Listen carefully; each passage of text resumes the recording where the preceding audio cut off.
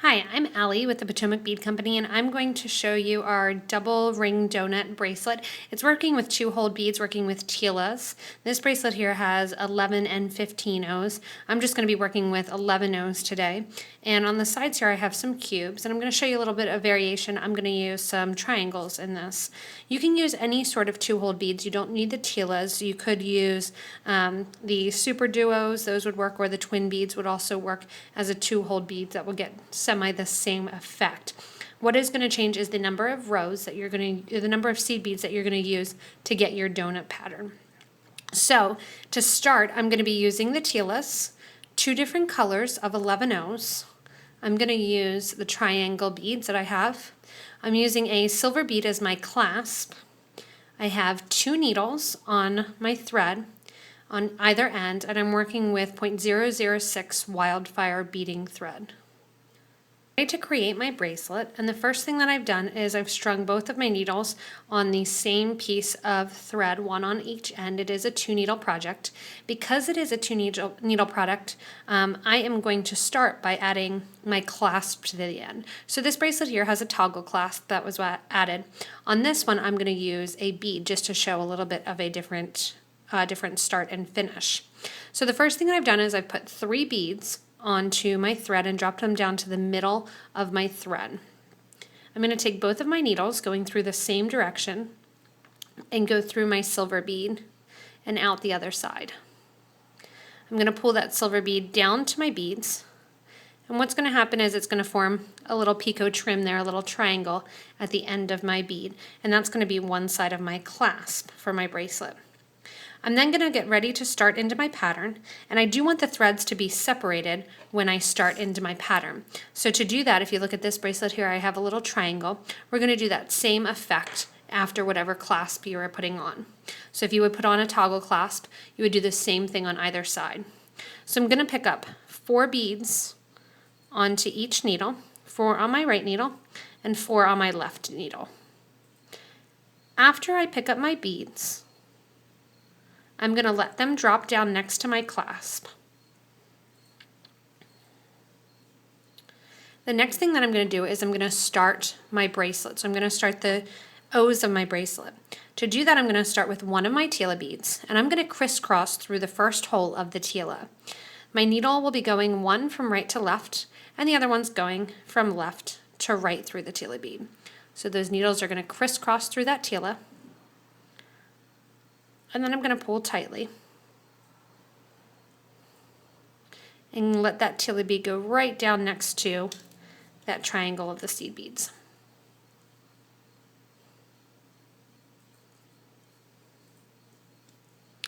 And that's going to be how you start. So again, even if you're starting with a toggle, you're going to still start with that V shape. You're going to add your seed beads, and you're going to add your first Tila bead. To add and starting my rings now, what I'm going to do is I'm going to start with my outer ring because I'm coming out of the bottom of my bead.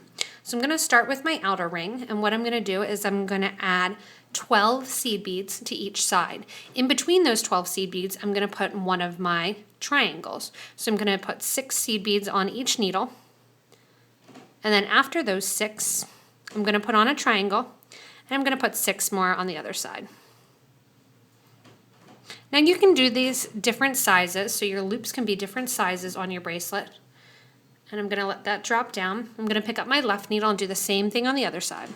You can also use cubes, you can use drops. You don't even have to have anything different in the middle. So when you're working with it, you don't need to have this triangle there. You can work with different things or nothing at all. You can just do all 11 OC beads if you like. And I'm going to let that drop down again next to my Tila. So now on the sides of my Tila, I have my clasp bead, I have my triangle there, I've crisscrossed through my Tila, and I've added 6 seed beads, a triangle, and 6 seed beads on each side of my thread. It's time to add the next Tila bead, and I'm going to pick up another Tila, crisscrossing through the hole as well. Pulling that Tila tight, that's going to make my first loop of my project. Now when you see this, you're actually going to be looking at the Tila beads, you want them to be facing in. We just did our outer loop. Now we're going to do our inner loop. So if your Tilas are kind of flipped out to the back, you're just going to take your finger and tuck them in. To get to that bottom section of the Tilas and to do that donut on the Tila on the bottom of them, in between, I'm going to take my needle that's on the right and I'm going to go through the bottom hole on the right hand side so my needle is coming out on the left. With the left needle, I'm going to go to the bottom hole of that top Tila and go in from the left so my needle is coming out on the right. This gives me a great opportunity to really tighten up my project. So at this point here, I want to give a nice tight pull and tighten up and make sure my project's nice and tight. For the inner rows now, what I'm going to be doing is using less seed beads because I have less of a space. So I'm actually only going to be putting on 7 seed beads on each needle. And again, you can change this number so that the loops look a little bit different. But I'm going to put 7 on my left needle, and I'm also going to put 7 on my right needle.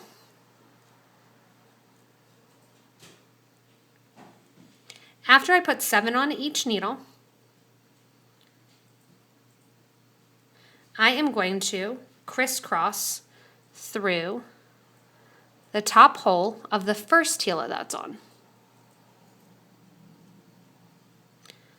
And what this is going to do then is create my inner ring. Give a nice tight pull, and then as I pull, that inner ring is created. And you see that inner ring effect and the outer ring effect. Now that I have my first row of rings complete, I need to get back to the top here on my bracelet moving up, so that way when I add my next Tila bead and do my next loops, it's coming out from the top. To do that, right now I'm coming out of that top hole of the bottom Tila bead. I'm going to go through the bottom hole on the right with the right needle, the needle going towards the left. And then what I'm going to do is retrace through all of those seed beads on each side. So I'm going to get my needle out of the way there. The needle that's on the left is going to go through that same bottom hole and then go towards the right. Give a nice little tight pull and tug there, and it's going to tighten up your project. Then I'm going to take that needle that's on the right and follow up through all of those seed beads. So your outer line is always going to have 2 threads going through it. Pulling nice and tight.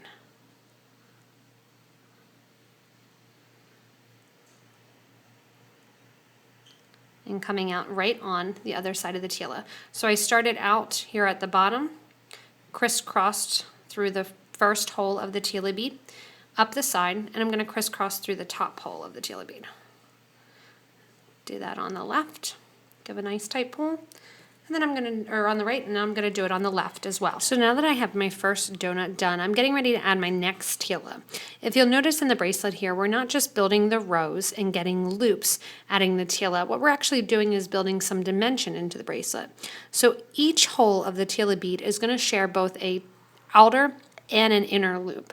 So when you're coming out of this outer loop here on the first ring on the second Tila, we're actually going to be adding the inner loop. So the outer loop is already made for the last one, so we're going to add the inner loop. We're then going to connect to this Tila that's already here to the first hole, and we're going to add an additional outer loop. So to add the inner loop, again, what I'm doing is I'm adding 7 seed beads on each side of my needle, letting them drop down next to my project. I'm going to grab another Tila bead, and I'm going to crisscross through one of the holes in the Tilas. Pull that tightly, and that's going to create another one of the inner loops. To get to the outer loop again, what I'm doing is taking the needle that's coming out on the right hand side here and going towards the top, towards the left, through the second hole of that Tila bead, taking the needle that was on the left, going through the top hole towards the right. Again, every time you crisscross through a Tila, it's a great idea to give a nice little tight pull, and that's going to get it tightened up for you. Now that I'm coming out of the top of the Tila here, I'm going to create my outer loop because I'm on the outer loop. One thing that you do want to make sure when you're creating is that you're either going under or over the project. The next loop you go, we're going to actually be tucking right here into the second hole of the Tila, and I'm going to create my loop. So I'm going to take my beads and I'm going to put 6 of my seed beads on each needle, followed by a triangle, followed by 6 more of my seed beads. Once I get that on one side, I'm going to let that drop down next to my project. I'm going to pick up my needle and do the same thing on the other side. So I'm going to get 6 seed beads on here on my other needle. Triangle goes on. And then 6 more seed beads. And I'm going to let them drop down again. Next, what I'm going to do is crisscross through this first hole of that Tila, of the second Tila in line. Whatever direction you go, you want to make sure to go the same direction. I'm going to go over the top of my last pattern. So when I'm doing that, my needle, you can see, is going over top of the last loop. You can also go underneath, but I suggest whichever way you go to keep going that route. It's easier to go over top. So my needle's going over top of the last loop, coming through that second hole of the Tila, and on the other side, my needle is going to follow in the opposite direction.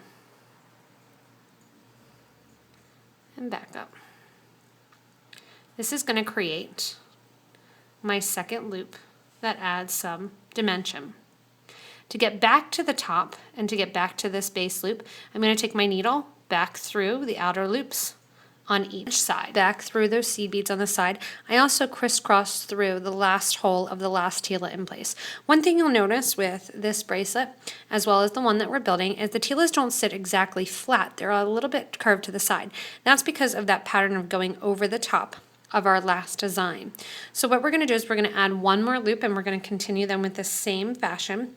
So here we know that we have the outer loop already built, and that's going through that one. So we're going to build an inner loop.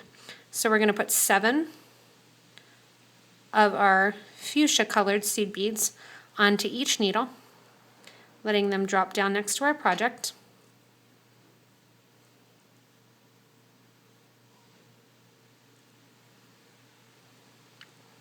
And then we're going to get ready to add our next Tila.